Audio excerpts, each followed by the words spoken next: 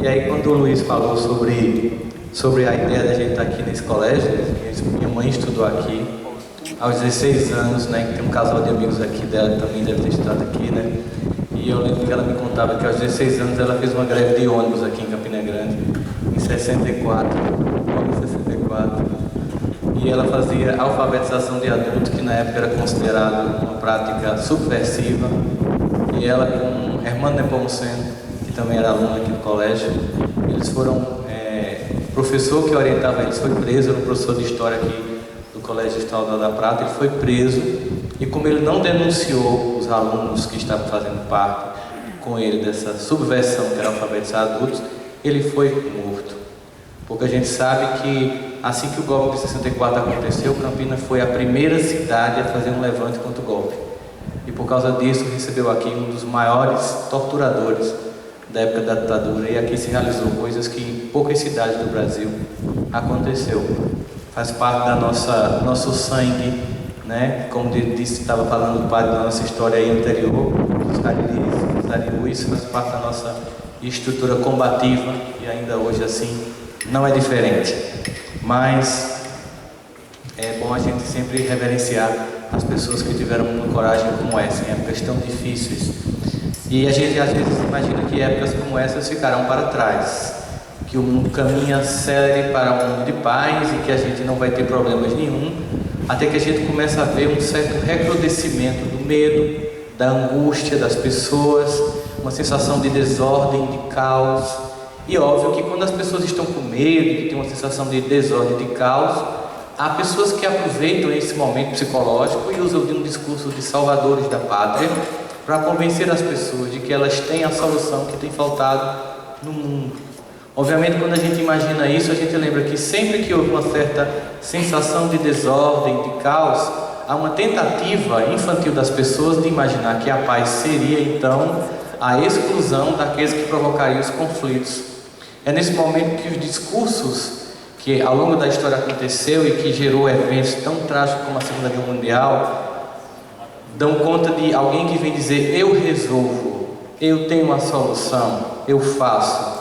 E parte dessa solução é segregar, é excluir, é afastar, é construir um muro que nos separe dos que são inferiores, perigosos e diferentes de nós. Isso é importante porque quando a gente pensa nos temas que são abordados ao longo desse encontro, ao longo dos anos desse encontro, que às vezes podem parecer repetitivos, eles o são exatamente porque os problemas continuam sendo os mesmos, exigindo que a gente continue apostando na cultura de paz, para que a gente não possa perder a vigilância necessária, especialmente num momento tão delicado da história humana, que cada cultura filosófica, religiosa, dá um nome, seja mudança de era, uma nova era, seja transição planetária, seja sair da idade de ferro para a idade de ouro, ou para alguns o próprio apocalipse. Enfim, todos que têm uma experiência no campo da fé dão conta de que nós estamos num período em que há uma transição acontecendo, em que um modelo novo se instala, e nesse período há um hiato, e nesse hiato nós corremos os riscos naturais desse momento de descontinuidade histórica, que é o que a gente tem visto. Isso é uma coisa que preocupa bastante, porque a cultura do medo tem feito ressurgir o discurso totalitário em muitas culturas e em muitas civilizações. A gente percebe isso quando a própria Europa tem dificuldade de receber as pessoas que saem de Alepo, uma cidade totalmente destruída na Síria.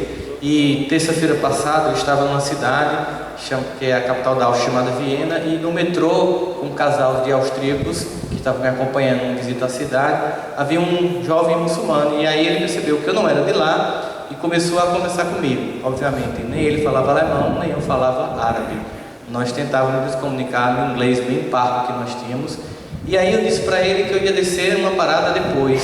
Ele disse: mas eu posso ficar conversando com você assim mesmo? Eu desço na parada que você descer. Aliás, eu disse que eu ia parar numa parada, 15 paradas daquela, e ele desceria na próxima. Ele disse: mas eu posso ficar com você conversando até a sua parada? Bom, eu disse: claro, vamos ficar conversando. E aí eu fui perguntando como é que tinha sido. Ele falou que tinha pago $8.000 para conseguir atravessar num barco à noite o mar Mediterrâneo para chegar no sul da Itália. Ele falando que no barco que ele estava ninguém morreu, mas no barco que vinha atrás pessoas que ele conhecia e parentes morreram, todos afogados. E depois no final, quando terminou, que ele desceu, a gente conversou bastante, troquei até o e-mail com ele, eu perguntei a um casal de austríacos por que ele tinha ficado até 15 estações depois do ponto dele. E ele me disse, porque nenhum de nós conversa com eles. Nós aceitamos que eles entrem por uma questão de governo. A Áustria e a Alemanha aceitam, outros países nem isso, mas as pessoas aqui os ignoram completamente. Aí você conversando com ele é uma carência muito grande.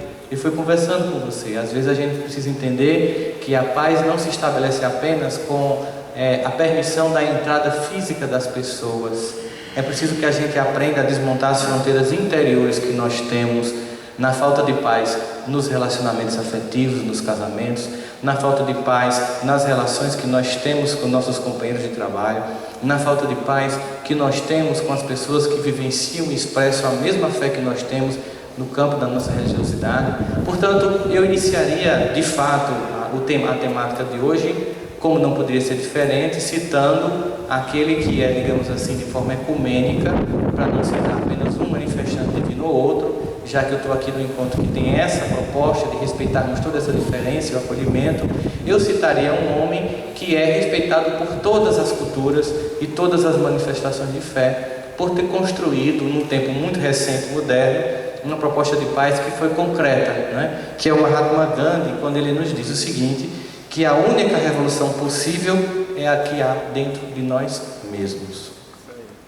Essa vida de viver falando que a gente tem, né, Luiz, nos dá momentos bastante agradáveis. Aqui, desde o primeiro encontro eu frequento, aos 16 anos, tinha feito vestibular de psicologia, estava aqui de cabeça raspada, mas de boné, porque não é muito bonita a minha cabeça raspada. E aí vendo todas essas pessoas que eu continuo admirando profundamente, que estão aqui hoje e fazem parte dessa história, desse encontro. Mas a gente vai conhecendo pessoas maravilhosas ao longo dessas viagens. E eu tive o ano passado um momento de muita gratidão a Deus por ter feito uma palestra junto com Arun Gandhi, o neto de Mahatma Gandhi, no evento de Cultura de Paz.